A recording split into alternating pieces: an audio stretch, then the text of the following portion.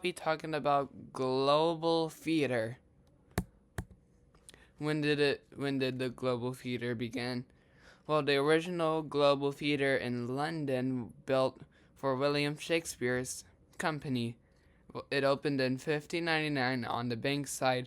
Construction from timbers slagvagated from a previous theater and became a major success before it burned down in 1613.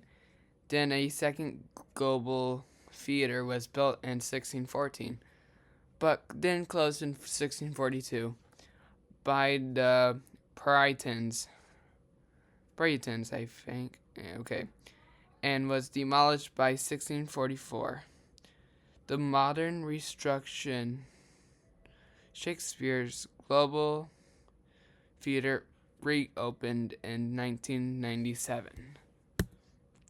Where did the Global Theatre happen at? Well, it was in the South Park, London, on the south bank of the Riverside Thames in an area known as Bankside.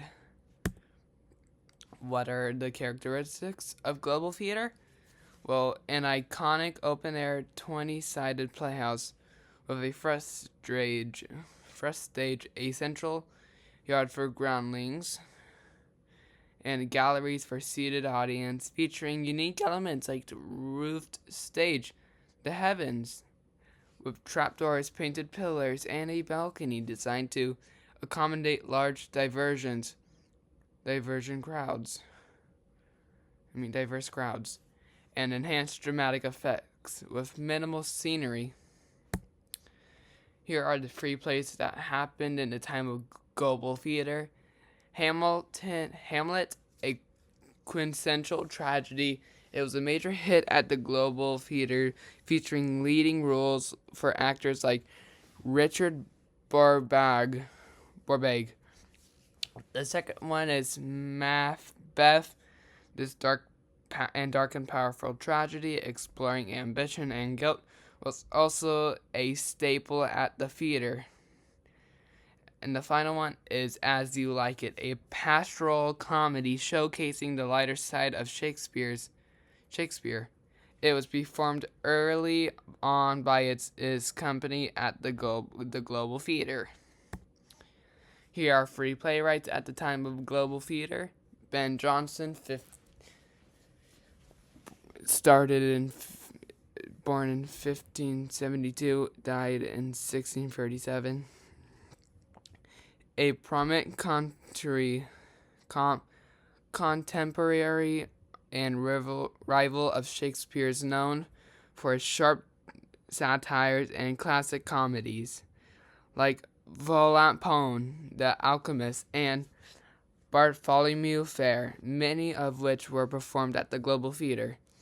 Thomas Dekker, born in 1572 and died in 1632, a prolifical writer known for his witty, social, observant plays such as The Shoemaker Holiday and Satro's Mystic, which were popular at the Global Theater. And the last one is John Fletcher, born in 1579 and died 1625. A key figure who largely replaced Shakespeare as the main playwright for the King's Men, often collaborating with Francis Monument as the Knight of the Burning Pedestal, and even co-writing Henry VII with Shakespeare. Here's a video example of Global Theater.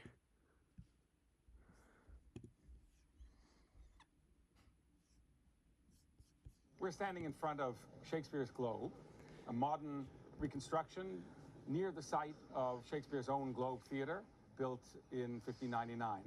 And this reconstruction is the best way, really, of getting a sense of what Shakespeare's actual theatrical practice of his own time would have been like. It's an open-air theatre in the round.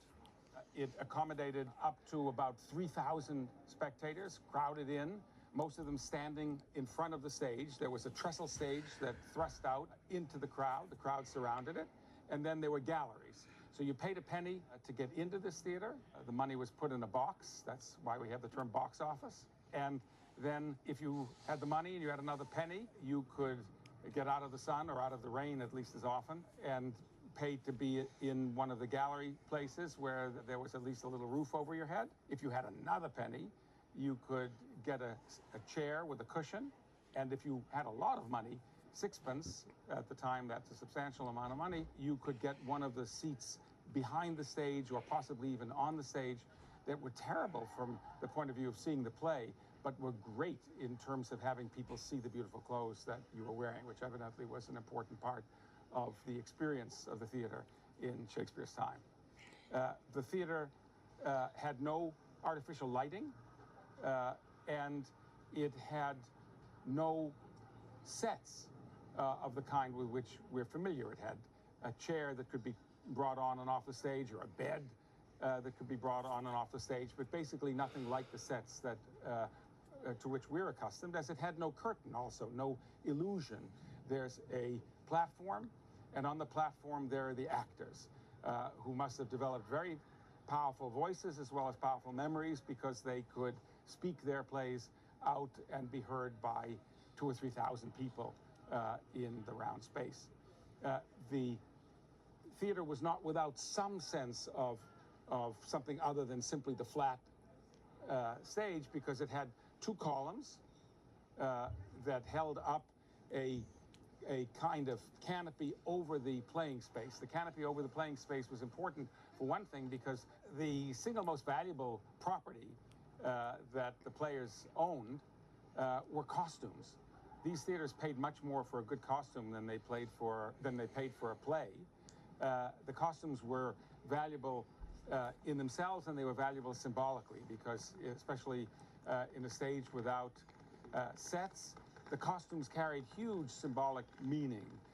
If you wore the cloak of a nobleman, if you wore the regalia, at least that could conjure up the idea of a king, or for that matter, if you wore a beautiful dress.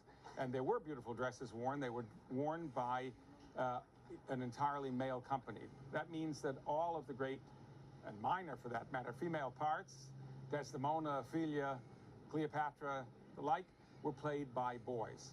They were talented actors, usually between the ages of 12 and 20, and they were evidently very gifted at conveying, especially in their beautiful costumes, the life, the manners, the impression of women. In fact, Englishmen who traveled abroad in the late 16th and early 17th century and went to places like Venice, where they could see actual women on stage, remarked that it was amazing how good the women were there at performing the women's parts, almost as good as the boy actors in London. Evidently, the boy actors were very, very good indeed. And the company had a big stake financially in the costumes that they owned. Hence, the great pillars that rose up out of the platform stage also provided protection by holding a canopy over the actors so they wouldn't have to stand out in the rain.